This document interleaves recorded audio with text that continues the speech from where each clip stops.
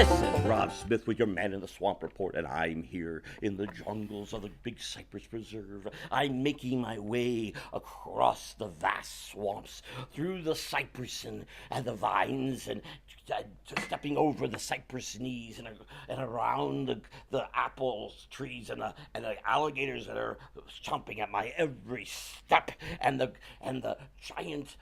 giant pythons trying to grasp me from above, to haul me up and do away with my very soul. Yes, no, I'm not, am I? No, I guess I'm in an office. Yeah, I'm not quite typical Man in the Swamp Report location, but I want to start getting back to these, and I hope this will now become more of a weekly or so a report that I will make along the way. I'm wearing a very interesting hat. For those who know, this is a Rosie O'Grady's hat. Rosie O'Grady's was a very well-known location in downtown Orlando back in the 70s and 80s and 90s. Folks went there for various libations and to gather together with other folks. It was a very, very, very, very popular place on Church Street. And unfortunately, along the way, it did close. The structures are there right now. There are some threats at the moment that one of the buildings, the Cheyenne Social Club, may get torn down. We'll see. And makes me concerned about the old Bumby Arcade, but keep your eyes on that story. So I thought I would wear this here for our Man in the Swamp Report. Coming up this week is nothing in particular. I have no actual plans of real travel. I will be at a Flag Day ceremony in Ocala, and if you want, I'll post that on Swampy, because while I'm there, I'm going to be doing a picture of some Florida critters and an American flag. I'm going to create the entire illustration right there live. The plan is that will be videoed. My good friend Tony Petrie is going to help me with that, and we're going to video it, and then we'll have that. I'll post that later as that gets put together. Real quickly, I want to talk about some books I've read in this past week. You know what a book nut I am. I just finished the newest volume. This is from 1960, New to Me. This is part of the Mike Shane series that took place in Miami Beach. Dave Dresser was, that says Brett Holiday. It was really Dave Dresser. Dave Dresser started the Shane series in 1938 and then decided to leave it in 1959. This is 1960. Dell publication decided to make it a house name so that various ghostwriters wrote as Brett Holiday.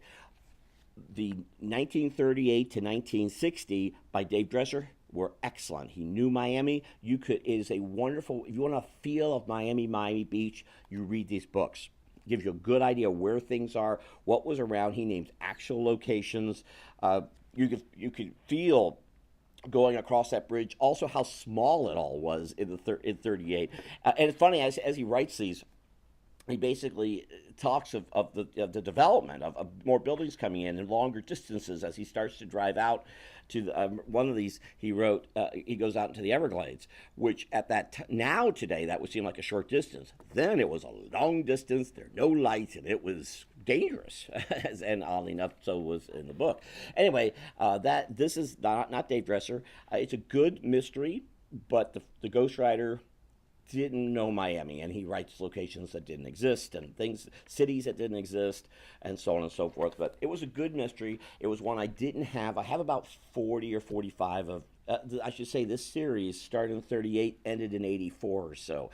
It wasn't just the book series. The book series spawned off a long-running magazine series, a comic book series, movies, television, and radio. So this creation of Dave Dresser's had a lasting impact on our society, American society. All right, I also read Florida in the Gilded Age, 1877 to 1893. This is one of the best books I've read about Florida, certainly about Florida in the 1800s. It's a wonderful overview of, and it's more than overview, because this book gets into great detail about, I'm losing Rosie O'Grady's here. This gets into great detail about the happenings of the time of the 1800s, and I'd love to get into all of this. There's so much. You can see I well tagged it because it's something else I'm working on. Uh, but it's a really good book. It is impossible to find now. It's way out of print. I've had this for a while, and decided to jump into this because it's something I'm working on. But it's very very good, and it's this book covers some things that other books tend to keep away from, and it's very good in how it does that. So I may do a separate video just about this book because it gets a little long, but I really like this. I really like this book. This book got me to pick up the Sanford book. I picked this up actually back in December. I bought it in December. I decided after finishing this, 2 days ago, that I would go ahead and jump into the Sanford book because Henry Sanford of the city of Sanford has a lot to do in this book. Unlike Flagler and Plant, who are somewhat missing because they didn't get as involved. Anyway, this Sanford, of course, what's known as the city of Sanford, was one time pretty much all farm and run by Henry Sanford. And he was growing everything from oranges to watermelon to celery to etc. He was, in fact, where the airport is around Sanford, that used to be known as Watermelon Road because watermelons were grown there, and that was what Sanford did. But anyway, this is what I'm reading this next week, so I'll talk a bit more about that. But I will do a separate video about this if you want to know a little bit more about this book. Anyway, so that's what's coming up, and hopefully some more artwork. But I thank you all very much. I look forward to coming back. Please leave any comments below, and thank you for watching. And I look forward to see you down the road as I am Swampy. You know, I don't have Swampy with me. I just realized. So, darn it! He's running around someplace out there in the wilds of our great state of Florida.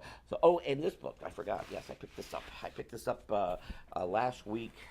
This is a book called The Volume Library. It's from 1911, and in it is a map. Oh no! I see what I did. Actually, they closed off the map here. There's a map of Florida from 1811, but that map shows that 1911 was prior to 1913. In 1913, not only did we start getting our income taxes, but the counties in Florida split all over the place. There were splits. That's how Seminole County got created, where Sanford is, oddly enough. It was also where Lee County and Martin County, a lot of counties were split up, and new counties were created in 1913. But anyway, there's a wonderful map here that I've now since lost the place of. So I'll have to get into that another time too, I guess, because I can't find it. Oh wait, maybe I did. No, I didn't. All right, but I thank you very much. This is Rob Smith, Man of the Swamp Report. Not in the swamp this time, but hope to be outdoors sometime soon doing this again. I'll see you next time. Bye. Bye.